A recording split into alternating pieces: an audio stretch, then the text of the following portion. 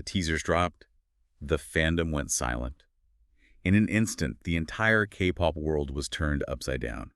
A 14-year saga of chart-topping hits, devastating scandals, and unbelievable plot twists just dropped its most shocking chapter yet. Welcome to StarScope K-Report. Join Eric and Minji as they ride the Hallyu wave, uncovering the biggest K-pop comebacks, shocking industry controversies, and major K-drama updates. From internet-breaking rumors to historic chart milestones, we dive deep into the world of Korean entertainment. Yes, and today we have a massive stack of sources to unpack. Oh, huge. Right, like we're pulling from Star News, Mail Business Newspaper, Soompi, Alkpop, plus all the official agency statements, and it's all centering on one massive headline story. Ryu Hwa-young's new chapter. Exactly, the surprise wedding and this honestly brilliant career comeback. So whether you've been a hardcore K-pop stan since the second generation or, you're just catching up on your latest K-dramas, you are going to want to hear this. For sure. Because she's completely rewriting her own narrative and just circumventing the traditional media playbook entirely. Yeah, we are going to break down the gorgeous wedding pictorial she just dropped and her major new agency move. But wait till you hear what netizens uncovered regarding the timing of it all. It's wild. It really is. And later in the deep dive, we'll talk about the highly volatile plot twist regarding her wedding guest list that has the entire industry holding its breath. Literally holding its breath. Yeah, but to understand the magnitude of this drop, we have to look at the environment it landed in, right? Yeah. Pulling off a completely secret romance in the hyper-surveilled world of the Hallyu wave is... Oh, it's practically an Olympic sport. Right. Usually a relationship of this scale is outed by a paparazzi outlet like Dispatch on New Year's Day. Yep. Which just forces the idol's agency into this chaotic scramble for damage control. Exactly. I mean, the standard protocol for a high-profile female celebrity, especially a former idol, is basically a masterclass in appeasing parasocial relationships. Oh, 100%.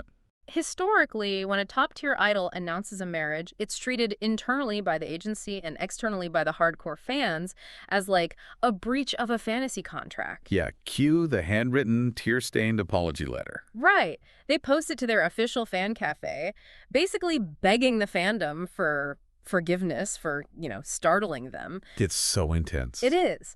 And if they marry a non-celebrity, there is a strict, unwritten rule of total anonymity. The agency releases this highly sterilized statement, and any photos provided to the press have the non-celebrity partner's face heavily blurred. Or covered with that weird digital mosaic. Exactly. The entire strategy is designed to shield the partner from overzealous netizens and, preserve whatever shred of the idol's untouchable mystique remains. But Hwayoung completely bypassed that entire archaic playbook. She threw it out the window. She really did. She didn't post an apology letter. She just took to her personal Instagram on April 1st. April Fool's Day, by the way. Which naturally adds this brilliant layer of chaotic, is this real energy? Right. And she just dropped a high-resolution photo of a massive diamond proposal ring. Out of nowhere. Zero prior dating rumors. The tabloids had absolutely nothing on her. So she initiated the narrative entirely on her own terms. And then on June 30th, she follows it up with these immaculate, glowing wedding pictorials, locking in a September 12, 2026 wedding date in Seoul. And the truly disruptive part. She posted her fiancé's face in full. No mosaic. No blur. Nothing. Her fiancé is a businessman, 3 years her senior, and she just positioned him front and center for the entire internet to analyze. Which is, she leaned into a level of visibility that is incredibly raw for a former idol. Yeah, especially with that touch photo. Oh my gosh, yes. She posted a deeply intimate photo where she's kissing him while cupping his face. And in Korean entertainment, physical intimacy, what fans call skinship, is heavily policed or highly choreographed when idols are on camera. Oh, absolutely. So to voluntarily broadcast an unscripted, highly romantic skinship photo with a non-celebrity partner, it's a radical departure from the sanitized image agencies usually enforce. She is loudly declaring that this is her reality, forcing the public to look at her as a human being rather than a heavily managed product. Yeah, and her captions back that up perfectly. She adopted this highly poetic, intensely personal tone rather than, some corporate PR statement. What did she write again? She wrote, "I am now walking through the same season with the person who made ordinary days special." Oh, that's sweet. Right, and then she added, "I wanted to meet a man like my dad, but my wish came true." Oh, wow. It's vulnerable, but it's also a masterclass in curation. Like, she even deployed specific K-pop stan terminology to describe her own relationship. Wait, really? What did she use? She called them a Dobby couple. Like the house elf from Harry Potter. Because, according to her, he always delivers delicious food and acts cute only to me. So he's finally getting his freedom, I guess. That is hilarious. But also, painting this picture of a devoted, almost subserviently sweet partner is a very specific image to project, you know? Definitely. It completely disarms the typical malicious commenters who might try to tear down the relationship. True. But you'd think this level of unapologetic transparency would get her canceled domestically, considering how protective K-netz can be over idol purity. Yeah, but looking at the forums, there's this fascinating split screen happening between domestic Korean netizens and international fans. Totally different vibe. Completely. On the domestic front, K-netz are actually largely supportive. The comment sections are flooded with people wishing her a flower path. Ah, yes. And for anyone new to K-pop terminology, walking a flyer path is the ultimate blessing from a fandom. It basically means wishing the artist a happy, successful future, completely free of obstacles or past trauma. Right. But the international fan response, that offers a completely different energy. Oh, I saw the Okpop threads. Yeah, if you look at the international forums on Okpop, the snark immediately comes out. There was one specific user pushing back on the media's dramatic phrasing about the unblurred face reveal. What do they say? They wrote, revealing her fiancé's face for the first time. It reads like she has it mounted on a pike or something. Oh my gosh. That is so funny. It really highlights how differently the two cultures view privacy and celebrity reporting, right? Yeah. What is considered this shocking breach of protocol in Seoul is just viewed as a slightly dramatic Instagram post in the West. Exactly. And other international fans were questioning the PR strategy itself, kind of dissecting the timeline. Like, another user commented, wedding photos 3 months before the wedding. That's smart. Right, they're looking at the mechanics of the hype, wondering if piquing the public interest in June is a miscalculation for a September event. Which I would argue it's a highly calculated, brilliant move. How so? Well, because she isn't hiding her fiancé behind a mosaic, she isn't just making a personal announcement, she's auditioning. Oh, I see what you mean. She is packaging her new life as a highly marketable product, creating a curated lovestagram that proves she can drive engagement as a couple. And the industry is absolutely buying it. That is such a good point. And hey, if you love staying updated on your favorites and decoding these complex idol lovestagrams, make sure you subscribe to StarScope K-Report. We've got even bigger scoops ahead. For sure. Because this marriage announcement isn't just about domestic bliss, is it? No, not at all. It's about securing a very specific kind of bag in the Korean entertainment industry. Usually, when a female idol, especially someone who operated in the highly scrutinized space of a second-generation visual, announces a marriage, it's treated as an unofficial retirement party. Yeah, they just sort of fade into the background, maybe post occasionally, and go on an indefinite hiatus. But Hwayoung is doing the exact opposite. She is utilizing this massive spike in public interest to launch the second act of her career. Yeah, according to reports from CaveZoom, she just signed a massive new exclusive contract with T Entertainment. And to understand why this is a crucial pivot, we really have to look at the sheer grit it took for her to maintain her acting career over the last decade. Oh, absolutely. After she left T-ara in 2012, amidst, a group-shattering controversy, she didn't just disappear into obscure web dramas. She successfully clawed her way into mainstream, award-winning network television. Her resume is actually rock solid. It is. She debuted in Mother's Choice in 2014, followed by acclaimed runs in Hello, My 20s, My Father is Strange, and The Beauty Inside. She even won Best New Actress at the 2017 KBS Drama Awards for her role in Mad Dog. Which proved to the industry that she was a serious, bankable player. Exactly. And most recently, she appeared in Player 2, Master of Swindlers. So, T Entertainment CEO Kim Dong-joon released an official statement regarding the signing, stating, "We plan to fully support actress Ryu Hwa-young so she can showcase her limitless potential." Very standard PR phrasing. Right.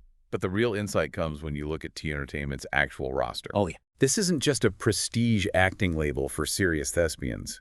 T Entertainment is an absolute powerhouse in the variety show space. They really are. They represent massive household names in Korean unscripted television. like Rami Ran, Lee Youngja, and Kim Suk. Which perfectly aligns with the breadcrumbs she dropped in her wedding announcement. Right. She explicitly stated in her post that she is dreaming of a variety show with her new husband. She isn't passively waiting for a casting director to call her.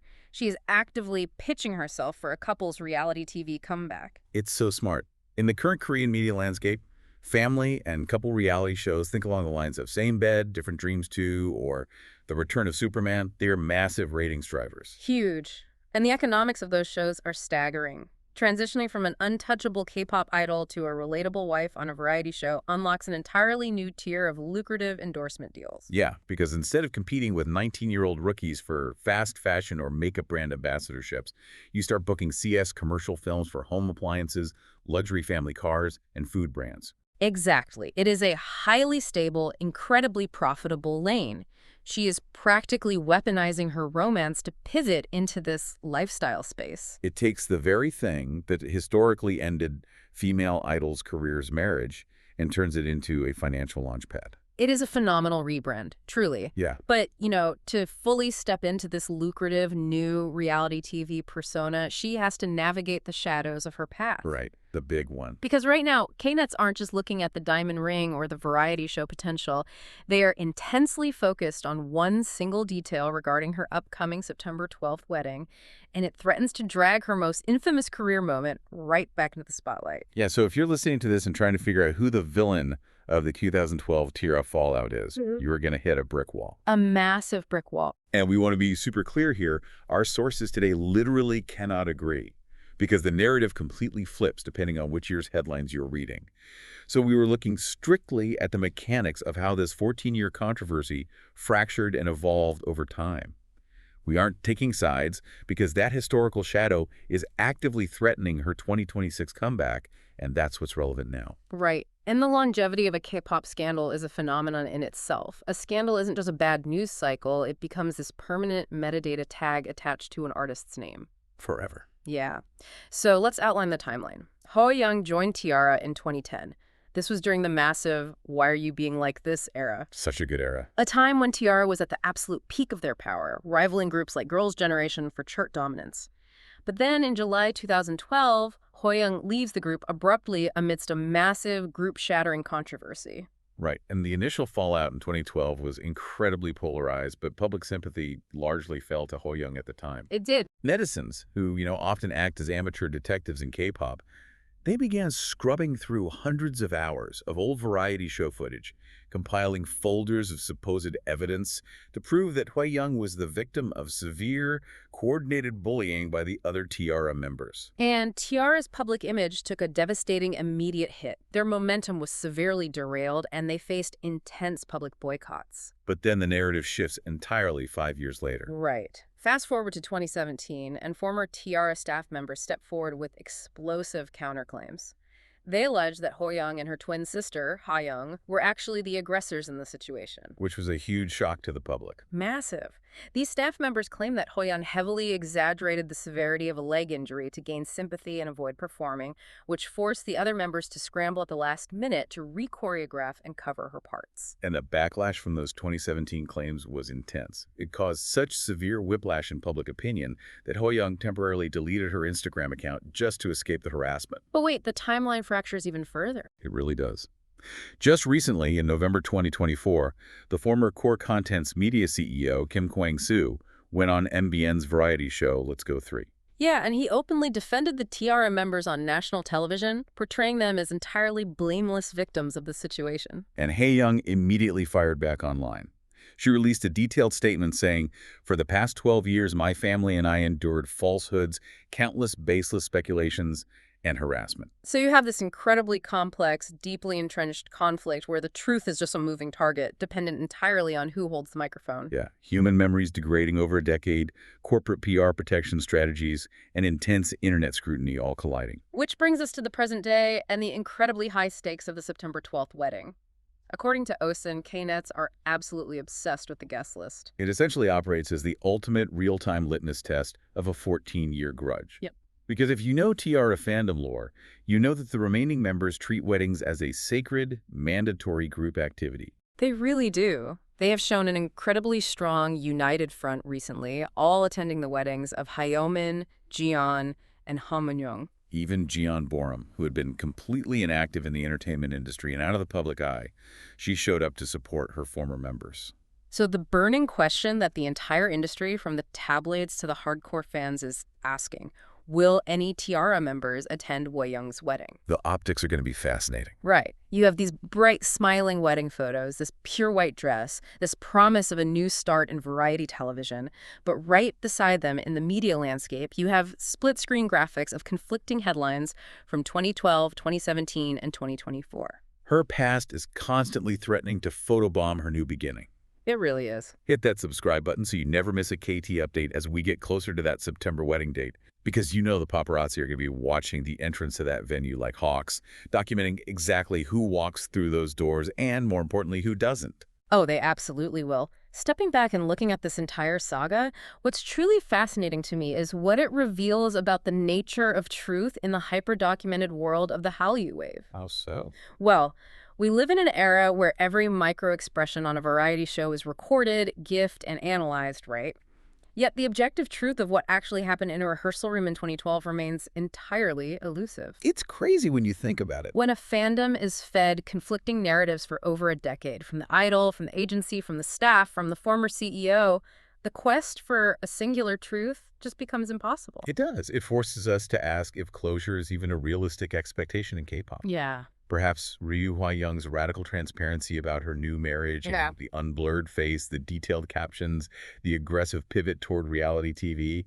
Maybe it is her way of realizing that fighting a PR war she can't definitively win is pointless. That's a great point. She can't control the 2012 narrative. Right. The internet will debate that forever. But by loudly broadcasting her wedding bells and her new agency contract, she's completely controlling the 2026 narrative. She is simply talking over the noise and claiming her future, which, it raises a really provocative thought for anyone who follows celebrity culture. What's that? Does an idol owe the public or their former fandom closure on a decade-old scandal? Or do they just owe it to themselves to forge their own flower path, building a new life regardless of the ghosts watching from the sidelines? Wow, yeah. From the flashing camera bulbs of a 14-year-old scandal to the slow-motion gleam of a diamond ring catching the light today, this is a story about who finally gets to write the final chapter. You've been listening to StarScope K-Report, where Eric and Minji bring you the stories shaping K-pop, K-dramas, and the global Hallyu wave. Thanks for tuning in, and don't forget to subscribe for more stories that keep the stars shining.